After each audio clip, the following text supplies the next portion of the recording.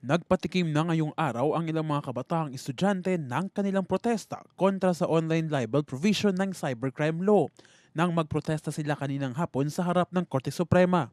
At matapos ngang katigan ng Korte Suprema ang online libel provision ng Republic Act 10175 o mas kilala bilang Anti-Cybercrime Prevention Act of 2012, ayaw paawat ngayon ng mga grupong tutol sa online libel.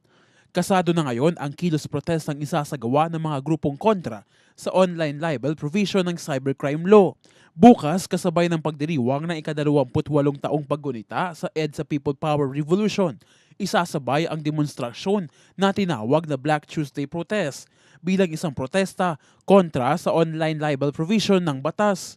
Para sa mga organizer ng protesta, ang online libel provision umano ng anti-cybercrime law ay maaaring magresulta sa isang e-martial law, kung saan pinipigil nito ang kalayaan ng mga mamamayan na magpahayag ng kanilang mga pananaw at saloobin sa internet.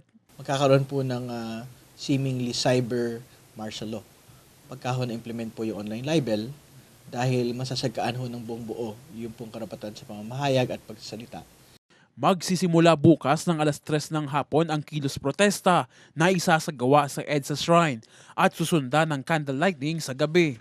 Maliban sa magiging kilos protesta, kasado na rin umano ngayon ang mga social media campaign na naglalayong himukin ang mga social media users na makiisa sa protesta laban sa online libel provision ng anti-cybercrime law.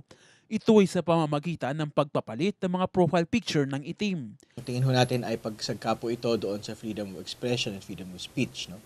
Ibig sabihin ay magkakaroon po ng chilling effect.